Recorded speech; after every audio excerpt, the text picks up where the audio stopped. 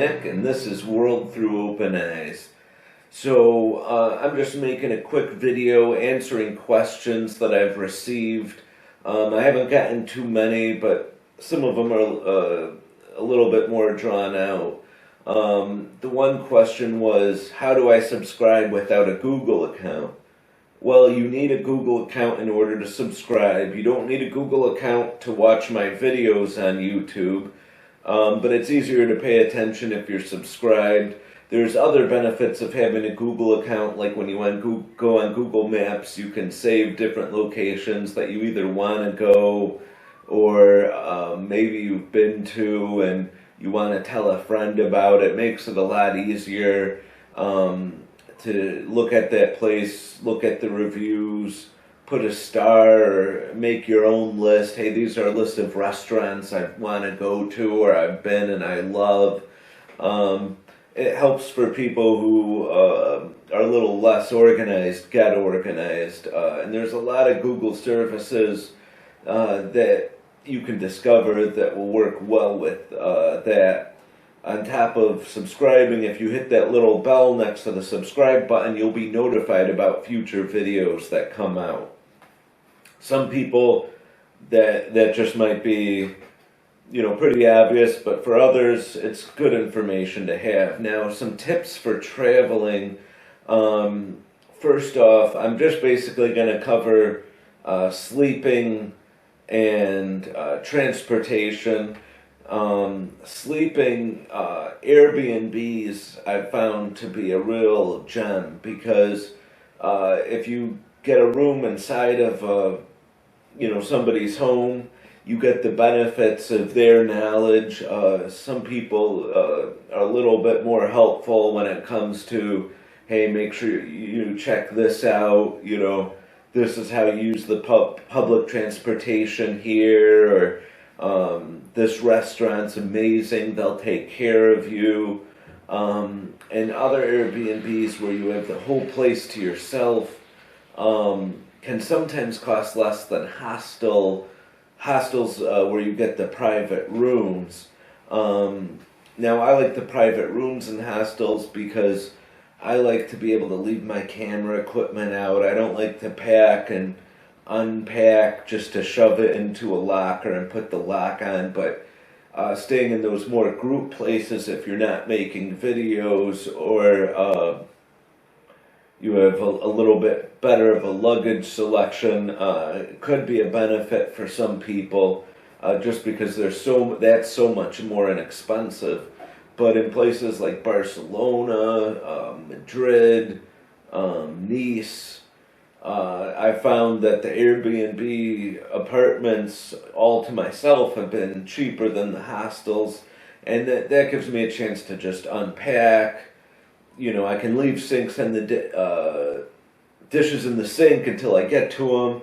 It's not really a big deal, but it just gives you a little bit more independence, and some of them are very unique. So avoid hotels. Hotels are the worst. The only advantage of a hotel over a hostel or an Airbnb is you're more guaranteed quietness. Some of the hostels I've been to have been kind of noisy.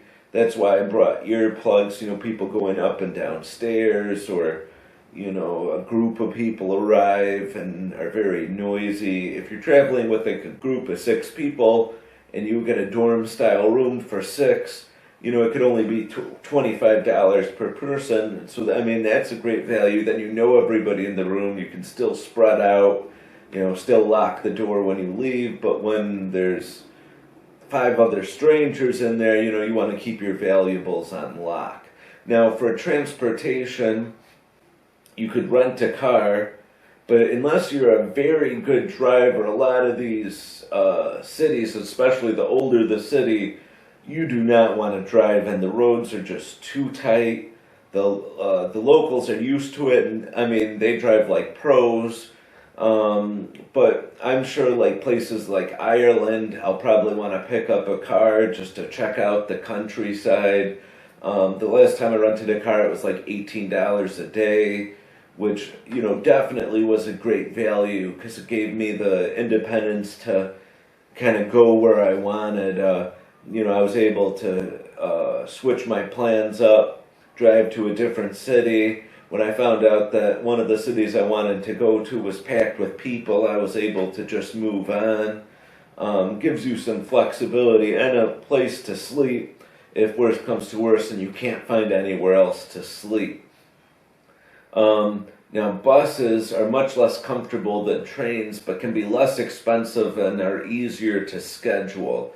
So if you're coming to Europe, definitely get the BusBud app, and that can be your best friend in terms of ease of use.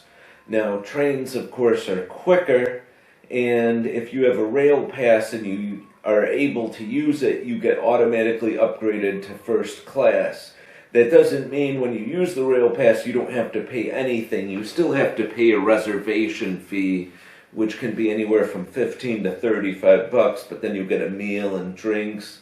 But I was able to get from Cannes to Antibes to Nice, doing two separate trips for like €7.50, €7.50 or whatever, and